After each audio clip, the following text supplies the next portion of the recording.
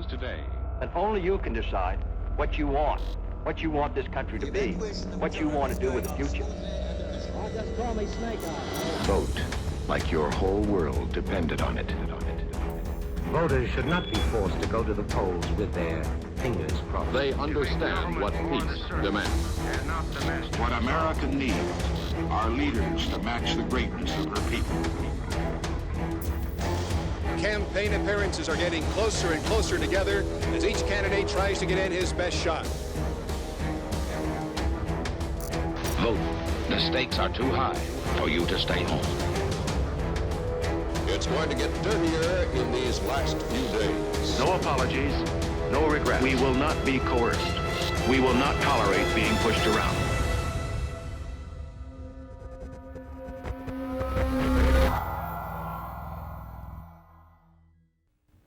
All right. How many of you, well, actually, let me say it this way. If this is your first time at Hope, what we normally do around here when I preach is we'll look at a topic or an idea, and we'll spend several weeks talking about it. We call it a sermon series, where maybe there's something that we all have in common as human beings, or maybe there's a section of the Bible I want to talk about for a few weeks, and we'll dig down into it deeply. But today, I'm doing something that is a little bit out of the ordinary.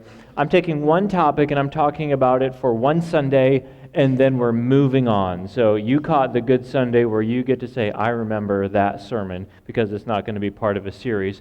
And for this Sunday only, I'm going to talk about the state of politics in America. And the reason why I'm doing this for 1 week is because when I look around our country and the way that people approach politics, it's just toxic, and it impacts all of us in so many ways. But I'm only spending 1 week on it because I think I can say everything that needs to be said in only 1 week, and you guys probably don't want to talk about politics for more than 1 week anyway. In fact, I want to take the temperature of the audience. I want to kind of see where everyone's at with this topic to let me know how early I should let you out today. How many of you already know who you're going to be voting for in November? How many of you already have a candidate you already know who? Okay. How many of you know who you're not voting for in November? Anybody? Okay, definitely more hands there at this point. How many of you love the chaos and the madness that is an election year? How many of you really like this stuff? Okay, how many of you can't wait for November 8th to come and go and be beyond it? How many of you are hoping Jesus comes back and the world ends before November 8th? Okay, a lot of people with that one. How many of you hate it when political conversations come up in conversations? You just hate it? Okay. How many of you are the one bringing up the political conversation in conversations? Okay. How many of you believe that a church shouldn't talk about politics? Okay, that's interesting. So, based on your feedback, this might be the worst idea I've ever had as a preacher, but you already have your program, so I can't really stop it at this point. We're just going to go forward with it. Have you noticed that every 4 years, this election infection kind of is a pandemic that sweeps through our country? And I don't know about you, but it seems like every 4 years, it gets a little bit worse. Things get a little more toxic. There's more criticism. There's more mudslinging. There's more name-calling, there's more division, and that's not the candidates, that's the citizens, that's us. It's more divisive every time we go through a presidential election cycle. And of course, the media has a field day with that. They're trying to attract eyeballs, so they look for the headlines that are going to attract the most eyeballs, and it's usually things that get us fired up about politics, and the candidates are all trying to do a good job of showing the world that the other person is going to destroy our country if that person becomes president. And so by the end of the election cycle, we're all convinced that candidate A or candidate B is going to ruin our country, and it's all just going to be terrible. We all get worked up and frustrated about it, and as a result, we get what I call election infection. It's where this pandemic, viral, definitely contagious disease seems to take over our country. Now, it's hard to recognize if you've contracted election infection, but you can recognize it in other people. And my goal today, by the way, is to inoculate you from election infection and to help you help others who've already gotten the disease. So here's the symptoms to look for in the people you love. No elbows. Here's the symptoms to look for in the people that you love. Yelling at the television, high blood pressure, a sense of hopelessness or despondency when the subject of politics comes up. If they get worried or check out or frustrated when politics comes up, maybe that's one of the symptoms. Here's some more. Listening to an excessive amount of talk radio, worry about the future, amplified opinions, they just get louder and louder and louder, and hearing loss. They just can't hear you. You just make a point that they're not listening. So if you notice some of these symptoms in you or someone that you love, they may have contracted election infection already. But it's not too late. Today, I'm going to show you how to overcome this terrible disease. And I think this is important for us who are Christians to get right. And if you're not a Christian and you're checking things out today, I'm so glad you're here, because I'm afraid that for too many decades, Christians in this country have done a poor job of representing Jesus when it comes to this topic. And if those of you who know me know that I really don't talk about politics much. There's several reasons why I typically don't go into this arena. Number one, it's actually illegal for a nonprofit to talk about or endorse a candidate from the stage, from the platform, so to speak.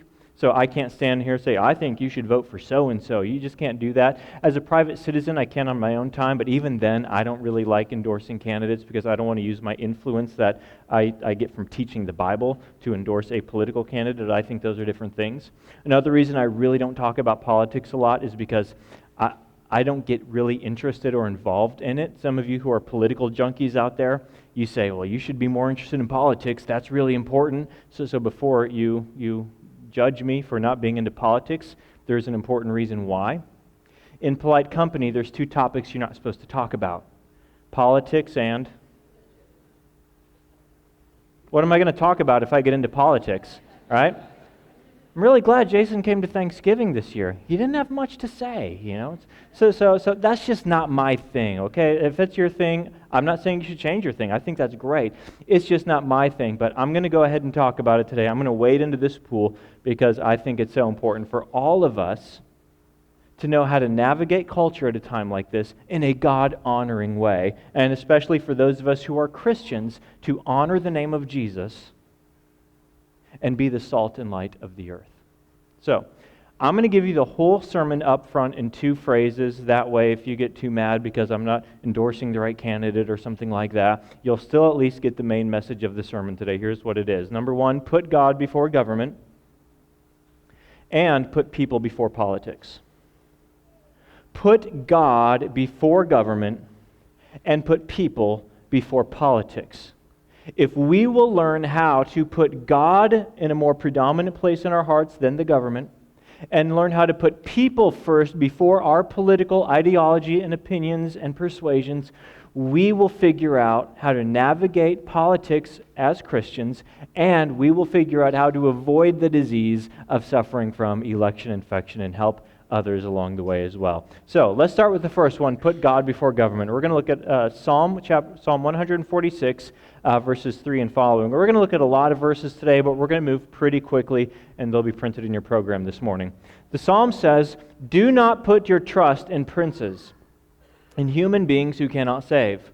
When their spirit departs, they return to the ground. On that very day, their plans come to nothing." So go back into ancient times. It says, do not put your trust in princes. What is a prince? Not a ruler. He's the son of the ruler who's going to become the next ruler. This is the guy who's about to become king.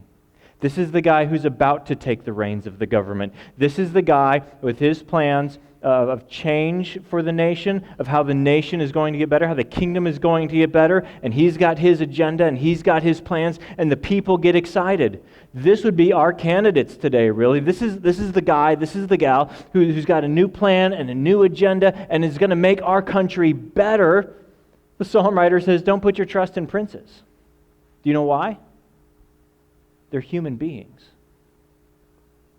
They can't save you. They're going to die just like you. They're no different than you. They're human. So don't get too excited. Don't put your trust in them. Don't put your confidence in them. Their plans will inevitably come to nothing.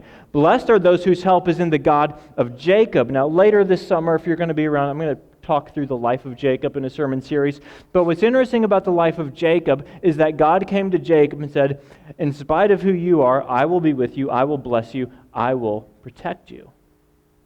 It's all about who God is, not who Jacob was. So put your hope in that God who comes to you and promises, I will forgive you, I will never leave you, I will never forsake you, I will be with you always. Whose hope is in the God of Jacob, whose hope is in the Lord their God. He is the maker of heaven and earth, the sea, and everything in them. He remains faithful forever. Don't put your trust in princes. Don't put your trust in humans that they're going to make everything better. Only God who is maker, only God who reigns, only God who is sovereign, only God who is holy can support the weight of your trust. He continues, verse 7. He, the Lord, upholds the cause of the oppressed and gives food to the hungry. The Lord sets prisoners free. The Lord gives sight to the blind. The Lord lifts up those who are bowed down. The Lord loves the righteous. The Lord watches over the foreigner and sustains the fatherless and the widow, but He frustrates the way of the wicked. See, we have a tendency to look to government for all of these things.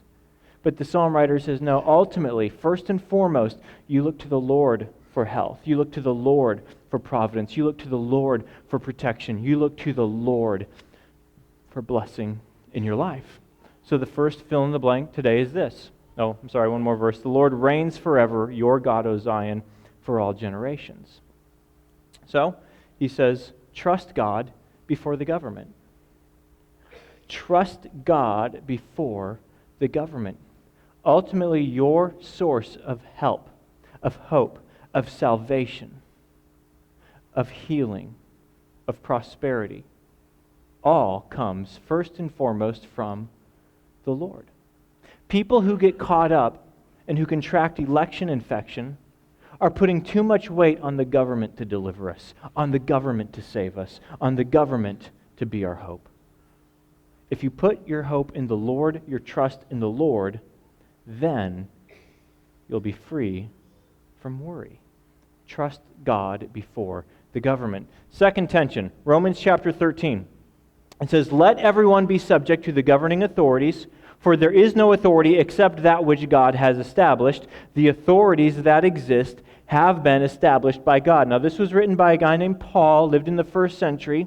He's writing it to Christians who lived in the ancient city of Rome. That's why it's called Romans. Not very creative, but you'll always be able to remember that now. And as he's writing them, he's saying, you should be subject to the governing authorities. Follow their laws, obey their decrees, do whatever they say. He continues, consequently, whoever rebels against the authority is rebelling against what God has instituted, and those who do so will bring judgment on themselves. For rulers hold no terror for those who do right, but for those who do wrong. Do you want to be free from fear of the one in authority? Then do what is right, and you will be commended. Now, here's what's interesting. If you go back in history, there was a certain emperor of Rome at this time when these Christians were reading this letter from Paul. It was a guy by the name of Nero. Nero was the guy who was insane. He was crazy. He set his own city on fire so he could build a racetrack. He persecuted Christians and had them killed by the hundreds and thousands. And Paul writes to them and says, this maniacal, depraved emperor you have, submit to the governing authorities. There's no authority except that which God has established. You say, well, how can that be? He's an evil man. Sure, people will always take good blessings from God and twist them for evil. That's the story of our lives, is it not? I mean, last week and the 2 weeks before that, I preached about money. Money's a good blessing from God. Why don't we enjoy it? Because we twist it and we don't use it for its intended purposes always. People do the same thing in government. If you want proof, look at a society that has no government. It erupts in anarchy. So even though wicked men will always twist government and use it for their personal or evil agendas, Paul still writes and God still endorses, but that's still an institution that is established by God. But we become fearful when we say, oh, but they're going to do evil. Oh, they're leading our country off track. Oh, if so-and-so is elected president, then the whole country is going to hell in a handbasket. That's what people who have election infection say. But they forgot something. Here's what they forgot. Psalm 2. Why do the nations conspire and the peoples plot in vain? The kings of the earth rise up and the rulers band together against the Lord and against his anointed. That's Jesus. In other words, there have always been kings, there have always been rulers who have said, we're not doing this God's way, and we're not doing it God's way on purpose. We are deliberately defying God. He said that's always been the case. It's always going to be the case. And here's what they're saying. Let us break off their chains and throw off their shackles. So they're saying, forget you, God. We're doing evil. How does God respond to that? Does he panic? Does he freak out? The one enthroned in heaven, what? He laughs. Anyone in any government office in any generation who wants to use that office for evil is like an ant threatening an elephant. I'm going to show you. What does the elephant do? Are you kidding me? See, you're enthroned on your nice throne there in your country. That's a nice throne. The one enthroned in heaven laughs. That's not all he does. The Lord, let's go back, after he laughs, the Lord scoffs at them. This is turning from laughter, like this is really funny, to now I'm going to mock you and inevitably destroy you. He rebukes them in his anger and terrifies them in his wrath, saying, I have installed my king. See, you're a nice king, but there's a bigger king. He's the King of kings. He's Jesus Christ. And he will rule forever. I have installed my king on Zion, my holy mountain. When the ant threatens the elephant laughs, then he scoffs and he says, your judgment's coming. You see, when we get worried about who gets into office and who becomes president and who becomes governor and who becomes mayor and all these political things we worry about, and they're going to ruin our whole country, the one enthroned in heaven laughs. Because we lose sight of the fact that God will always accomplish his good and holy and perfect will on earth. And it doesn't matter who the emperor is, it doesn't matter who the king is, it doesn't matter who the president is, it doesn't matter who the prime minister is, doesn't matter. God will do his will, and he has a history of doing his will. In the days of Moses, there was an evil man on the throne, a Pharaoh. And he refused to do the right thing, and he oppressed an entire ethnicity in slavery, in cruel bondage, and he wouldn't release them, he wouldn't free them, he wouldn't treat them with dignity or respect. He abused them, and he was evil, and God said, I don't care who's king. I'm going to do my will. Whether he's aligned with me or against me, I'm going to do my will. In the time of a Roman Empire, there was a powerful emperor. He was named Caesar Augustus. And in his pride and in his arrogance, he decided, I'm going to issue a decree and see how big my empire is. In his greed, he said, I want to see how much more I can tax people. And God said, you're full of pride and arrogance and greed? I can work with that to accomplish my will. I'm going to make sure a guy and his wife get to the town of Bethlehem they need to get to so that my son can be born. God doesn't care who's president, because God will do his will, whether they are trying to work with God or whether they are trying to work against God. The will of the Lord will be done. So, here's what we learn from these verses. Fear God before the government. Fear God before the government. People who become afraid of who's going to be the next president have lost sight of the sovereignty and majesty and power of God.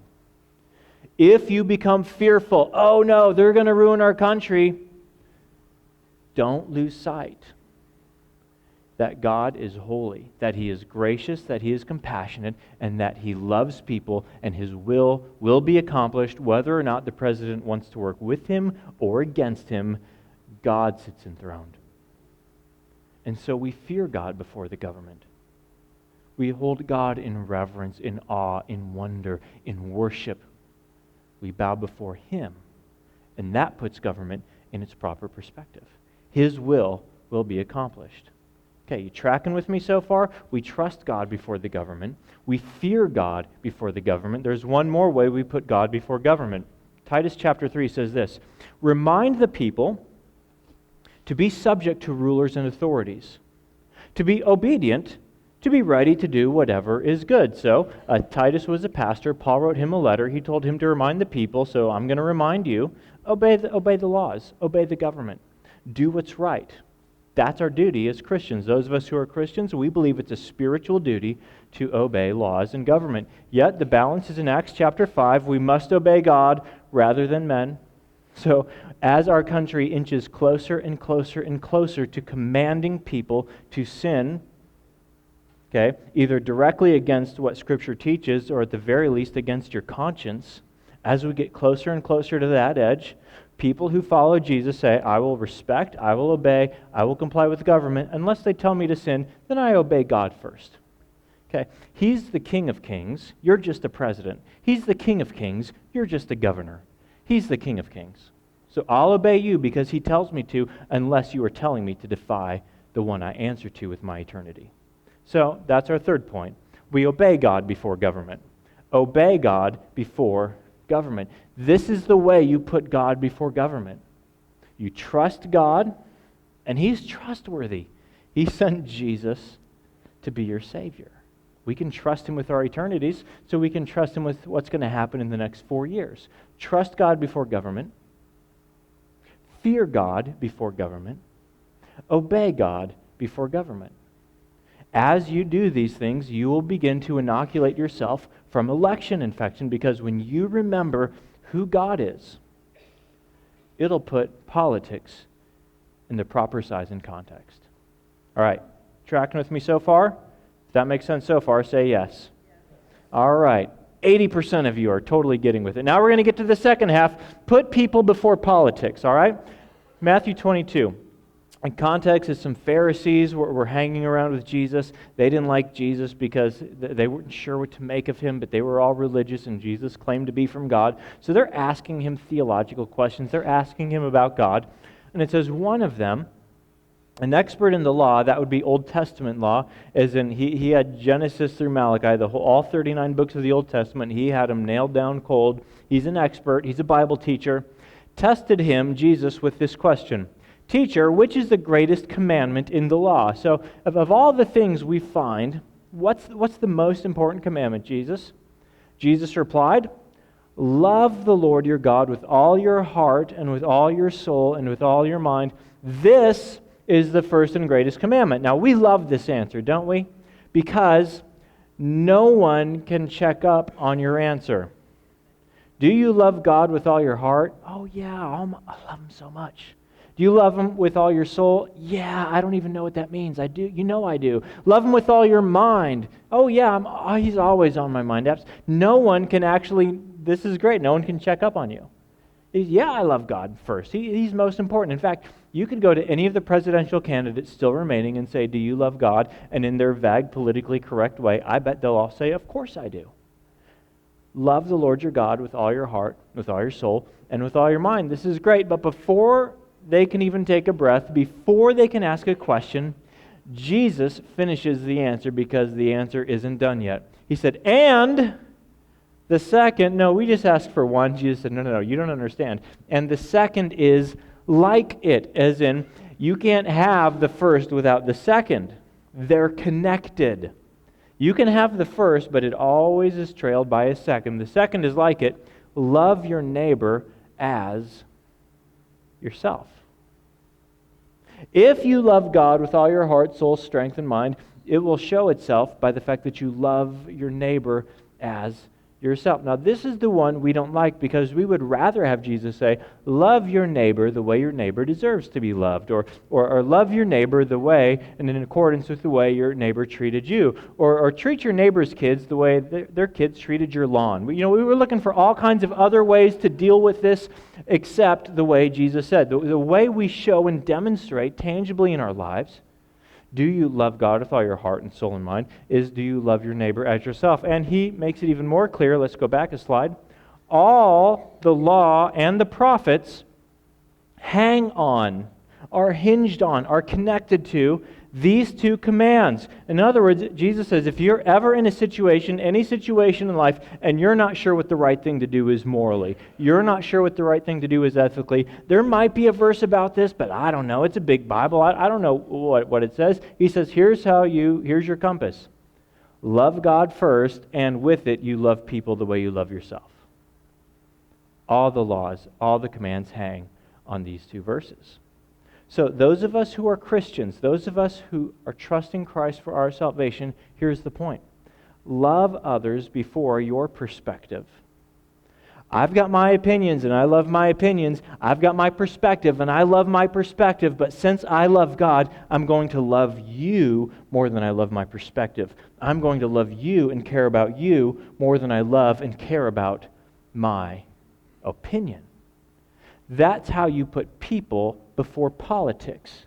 You love them more than you love your opinion and more than you love your perspective. Now, imagine if for just a minute, what if between now and November 8th, what if every single person in America said, okay, 5.5 months, I'll do that. I will love my neighbor as myself. What would it be like to live in America if every citizen decided to do that? We wouldn't need police. We wouldn't need judges. We wouldn't need charities. We would hardly need the church. Because everyone would always be doing and saying and praying for each other what we needed to be done and what we needed to hear. You say, well, that's nice to think about, Jason, but that's not even possible. Okay, fine, granted. What would it be like if just the Christians in America said, for the next 5.5 months, I am going to put people before politics. I am going to love my neighbor as myself. And here's why I ask. Most political candidates and politicians, this won't come as a surprise to you, they're not necessarily the thermostats that set the temperature for the nation. They're the thermometers that read the temperature of the nation. Okay? What candidates are trying to do is catch the culture of the prevailing wind of culture, because that's how you get elected. Wherever the culture is blowing, that's where they put up their sail, because that's where they can capture the most votes and get elected into office. America always gets the president it votes for. Okay? We always get the governor we vote for. We always get the mayor we vote for. We always get the senators we vote for. Whoever gets elected, that's a thermometer more than a thermostat about where our culture is at and where the cultural winds are blowing. What if the wind started blowing in a different direction? And the direction was, I'm going to love people more than I love politics, my opinions, my perspectives. You say, but there aren't enough Christians. No, what if we decided we're going to create a counterculture within the culture? We're going to create a crosswind within the prevailing wind. And before you say, well, I don't know if that'll make a difference, last week we talked about this. Well, when you look at what you have in your hands, and it's not enough to move the needle, but when you put it in Jesus' hands and honor Him with it, He multiplies that. And you get to unleash the miracle. So what would happen if just those of us who are Christians said, Jesus, I'm trusting you with my salvation. You've done everything for me. You are for me and you are with me. I'm going to show my love for you by loving others the way you love me. That could change things. That could definitely move the needle. Now, for the last little bit here, I just want to get really practical, nuts and bolts. So there's something, because so far, I mean, what do you do with that? Like, yeah, all right, yeah, sure, I should trust God before government. I should put people before politics. So there's really no pushback against that. What I want to do is I want to get really practical, because what's probably going to happen between now and November is you're going to be in some contentious conversations, or you're going to bump into some people, maybe even in your small group, those of you who are at Hope, who have very different political opinions than you do, and that's fine. I believe you can be a Jesus follower first and a Republican second. I believe you can be a Jesus follower first and a Democrat second. I think you can be a Jesus follower first and a Libertarian second, or whatever your political persuasion is. Okay, and I think we can have lots of different political views in the room, and that's fine, and I'm not asking you to change your political views, but I want to get really practical with how to apply what we've been talking about this morning. While we all have our views and we all have our opinions, there are people who hold opinions that are different than yours. If you are ever in a conversation with someone, or if you are ever watching the television and you just don't understand, how could someone hold to that ideology? How could someone have that political opinion? How could someone possibly think that? The answer is, the reason why they can think that or believe that or have that opinion is because there's something about them that you don't know. It doesn't mean they're right, it doesn't mean they're wrong, but there's something about them that you do not know. Because here, maybe you've noticed this. You have your opinions for a reason. You have a view of the world, you have a perspective, and you have it for a reason. It's based on your beliefs. It's based on your values. It's based on your experiences. Your outlook of the world is shaped by a number of factors. And when someone is expressing a political opinion or a political perspective, that's the destination they've arrived at. You have no idea the journey that took them there. So when you're talking to someone and you don't understand, how did you get to, how do you think that? Why do you think that's right? And you just don't understand, before you argue, before you debate, why don't you stop and recognize, there's something here I don't understand. And you have an opportunity to learn, because I think those of us who are Christians, when it comes to having political differences, we should be the most curious people in the room. We should be the most confident people in the room. We should be the most compassionate people in the room. We should be confident because you believe that your eternity is secure.